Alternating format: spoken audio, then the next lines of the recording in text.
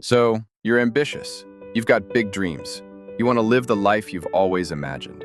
But here's the problem. You know exactly what you should be doing, yet you don't do it. And every day you put it off, a little guilt piles up inside you. Until you start to believe, maybe this is just who you are. Lazy. Unmotivated. But you're not lazy. You're stuck. And today, we're going to break you out. Here's how it usually goes. You set a goal, get motivated, and start strong. But then procrastination creeps in like that one relative who always shows up uninvited. You delay, you distract yourself, and soon you're trapped in the same cycle, day after day, week after week. Before you know it, you've labeled yourself a procrastinator. But procrastination isn't your identity. It's inertia. In physics, inertia is the tendency of objects at rest to stay at rest, and objects in motion to stay in motion, unless acted on by an external force. This is Newton's first law of motion, and it applies to you too.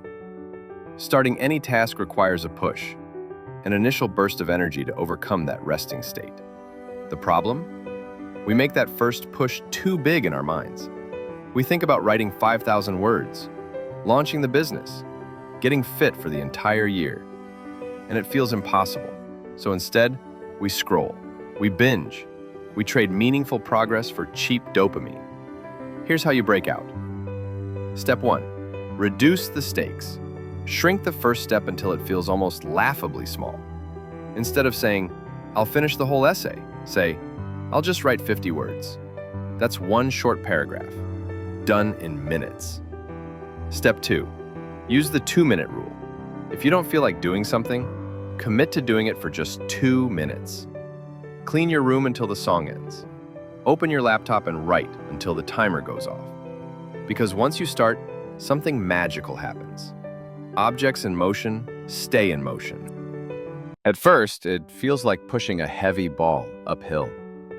But once you get moving, it's downhill from there. Momentum takes over, and suddenly, what felt impossible now feels easy. So no, you're not lazy. You're just stuck at rest. All it takes is one small push to change that. 50 words, 2 minutes, one tiny step forward. As Martin Luther King Jr. said, you don't have to see the whole staircase, just take the first step. And once you do, the rest of the staircase starts to reveal itself.